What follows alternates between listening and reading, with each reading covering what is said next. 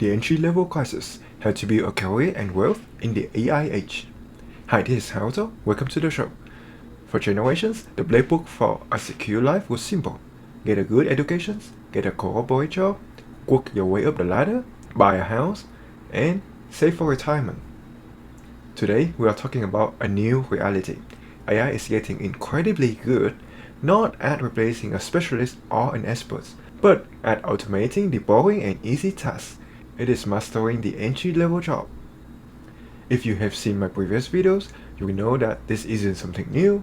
This is the right automations of the simple stuff, the beginning of the AI job automations era, where the easiest jobs are being targeted first. Sadly, these jobs are often the entry-level ones, helping young people to get in the fields and to learn the skills.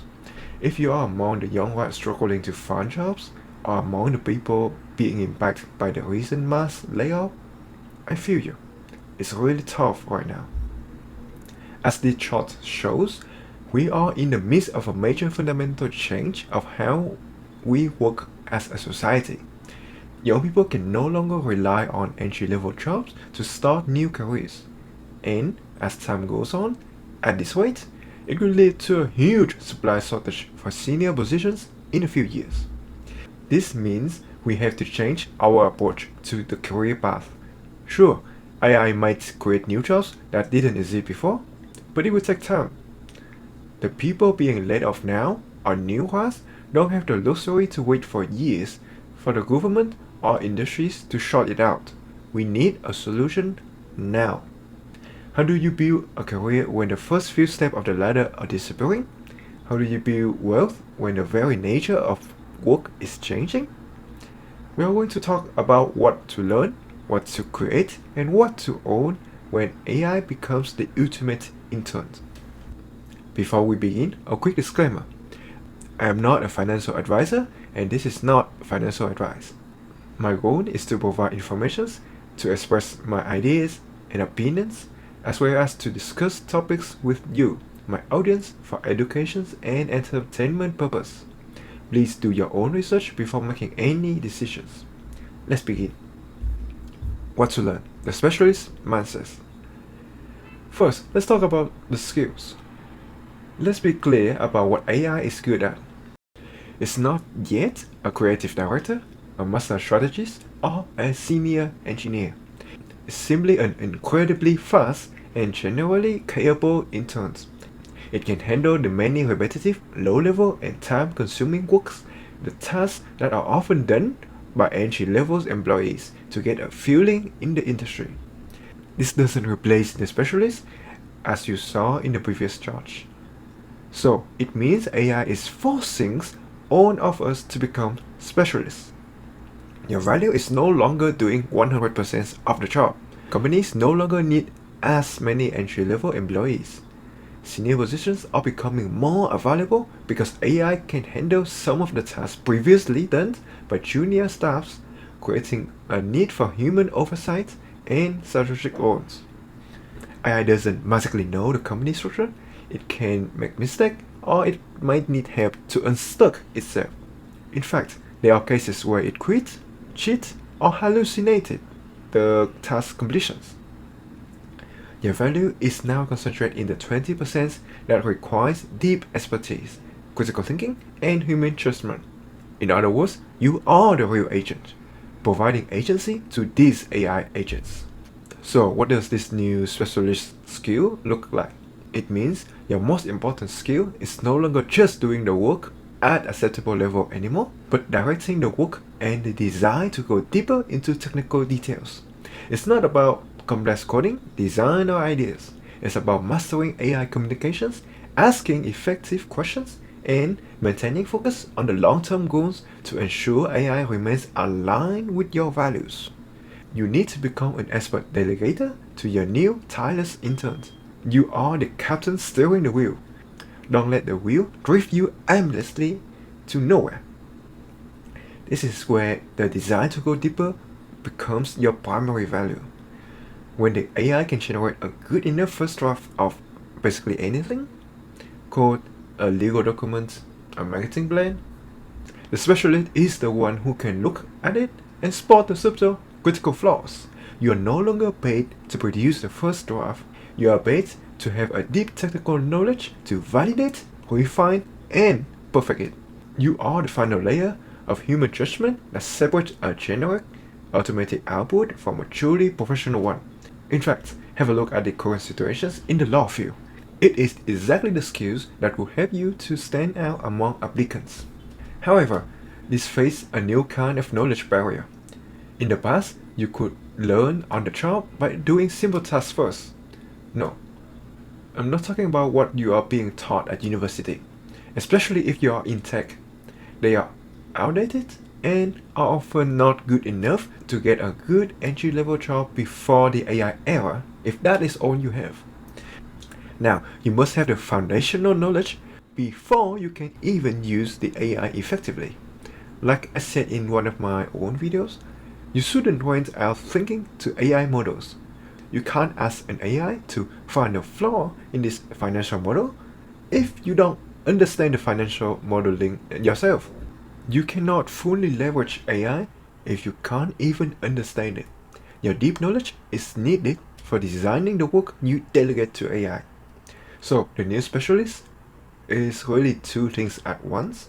They are subject matter experts with deep specific knowledge, and they are a skill operator who knows how to use AI as a lever to multiply that expertise. Your value is no longer just your technical skill, it is your technical skill plus your ability to manage an AI intern to get 10 times the output, all while ensuring the final product meets a standard of quality and keeping the core value intact. Something that these non-deterministic AI models alone could never achieve. What to create? The specialist with leverage. So, if AI is the ultimate entry-level intern, how does that change how we make money? Does it mean becoming a product manager with deep technical skills can earn you a stable job? This is where it gets complicated because it's not just entry-level jobs that are at risk. When you look deeper into the jobs being laid off since last year, it's any jobs that is primarily about coordinations and translations. This is why we are seeing layoffs for roles like product managers, which are not entry-level. A product manager traditional job is to take an idea, translate it into requirements for engineers, summarize user feedback, handle human relationship, and manage the timeline. But let's break it down. Summarizing thousands of user reviews, an AI model can do that in 30 seconds. Writing basic user story for engineering team, an AI agent can research and draft those from a simple prompt. Creating a first pass roadmap, the AI can do that too. The product manager who just go between is in a dangerous position. The AI intern can now do that translation work faster and cheaper. How about handling human relationship? Well, a fun fact is that engineers also study project management skills in university. A company can therefore ask senior employees to delegate tasks to AI, freeing up their time to replace human interaction aspect of the product manager role. I believe this approach can also be applied to other fields where senior personnel have already acquired similar skills. So what's the new model? The new model is the specialist with leverage. The product manager who survives and thrives is the one who wasn't just a coordinator. He's the one with years of deep domain knowledge in, say, cybersecurity. He can't be replaced because his value is in managing the task, is providing the core insights. He's the one who can look at the AI perfectly logical roadmap and spot on the weakness. He can provide alternate paths, analyzing pros and cons of each path, and communicate that to key stakeholders without waiting 30 minutes for AI agents to do research, which is something not possible in a meeting. He is the captain steering the wheel, using his deep knowledge to correct the intern work. In the past, to launch a new product, you need a team, a designer, a marketer, and a coder, or something similar to that structure. Now, that one specialist, that senior designer with deep market knowledge, can be the captain of a team of AI interns. He uses an AI to generate the website code, not a production level product, just a demo versions. He used another AI to draft the marketing copy, and he used the third one to analyze the ad spend. He focused only on the 20% of high value work, the core branding, the strategic visions, and validating the final output. Then, crucially, talking to stakeholders. He must know how to sell products, not just to the clients, but also the people inside the company. This is the new creator. It's not about being a social media influencer, it's about being a complete package. And to success in this, extreme responsibility is unavoidable. What to own? The anti-fragile foundations. This brings us to the third and most important pillar, ownership. If every company is about to hire an army of cheap, efficient AI interns, what's going to happen? Productivity is going to go through the roof, and the profits from that productivity will flow to the owners of those companies. This is the most critical part of the new capitalistic world. If your income from labor is becoming more volatile, your foundation of wealth must shift from labor to capital. You must own a piece of the engine. The old advice to save 10% of your income in a bank account and to have at least 6 to 12 months of living expense for difficulty. In the new era, just holding cash beyond the minimum 12 months of bad weather is one of the most fragile strategies in my opinion. Let's play out the two most likely scenarios. Scenario 1. The deflation burst. The AI interns work perfectly. Productivity soars, and the cost of creating software, digital goods, and service plummet. Everything gets cheaper. In this world, your $1,000 in bank suddenly has more purchasing power. Sounds great, right? The problem is, in the same scenario, your company just fired you and your entire department because the AI intern are doing the work for cheaper. So, you have no new income. With nothing coming in, your cash pile is like a melting ice cube, slowly vanishing. Scenario 2. The inflation solutions. This is the main nightmare we've talked about in the previous episode. The AI in turn causes mass unemployment, and society panics. The government solutions brings trillions of dollars for a universal basic income to keep people afloat. What happens? Even with UPI, the demand for things isn't the same, so critical and hard products will just get much more expensive. Chicken doesn't lay more eggs thanks to AI. Milk aren't being produced at a faster pace thanks to AI. Good houses at good locations cannot be printed out of thin air. The value of your 1,000 in the bank is destroyed quickly.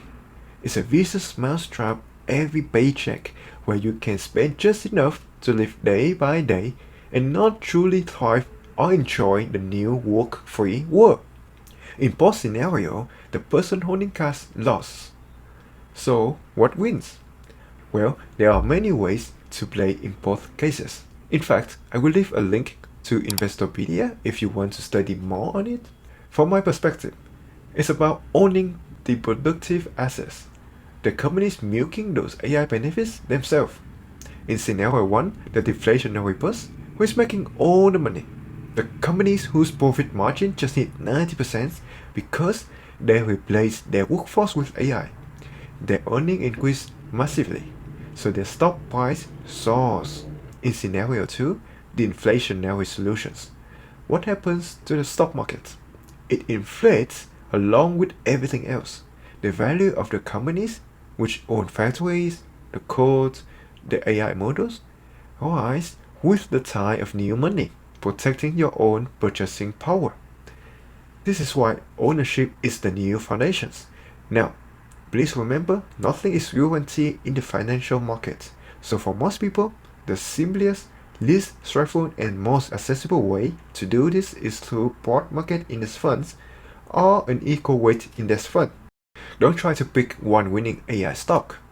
Buy the entire haystack. Buy a small piece of all companies that are using these AI interns to get ahead. Now, I know you might have heard this already.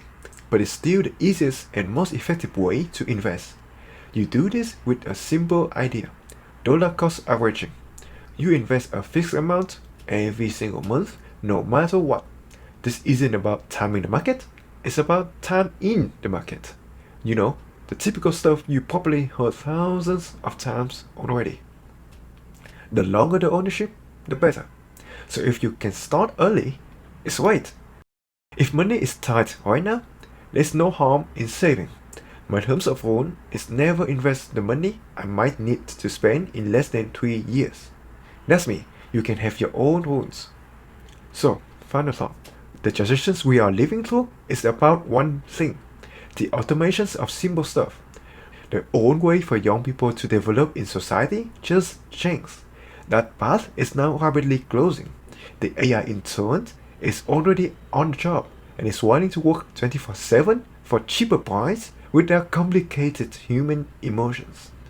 We have to become specialists with the ability to sell products and ourselves.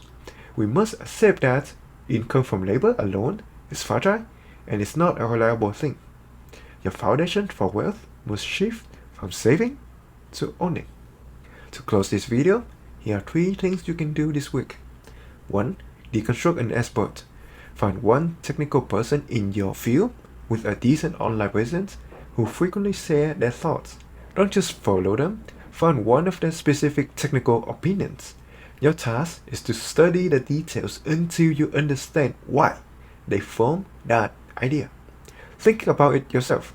This is how you stop pointing out your thinking and start building your own specialist foundations. And if you are comfortable with the concept of learning in public, document your learning journey. Build your online presence. It will open the door to new opportunities for you, both in your field and in the creative world. 2. Learn to read the map. Financial literacy is no longer optional. It's a critical survival skill. You don't have to be a stock market expert, but you must understand what you own. You must be able to read an economic article and understand how it directly affects your assets. Your ownership is your foundations. Learn how to protect it. 3. Build a bad product. Okay, I know it sounds weird using the bad word. It means to go build a small sample product with AI that is relevant to your field. It doesn't have to be perfect or even good. The goal is to get your hands dirty and truly get familiar with the tools, to learn the real capabilities and, more importantly, their limitations. You can't be the captains if you have never actually been on the ship. The future is being built today. You have the power to learn the new rules and build your own castle. But you have to act now.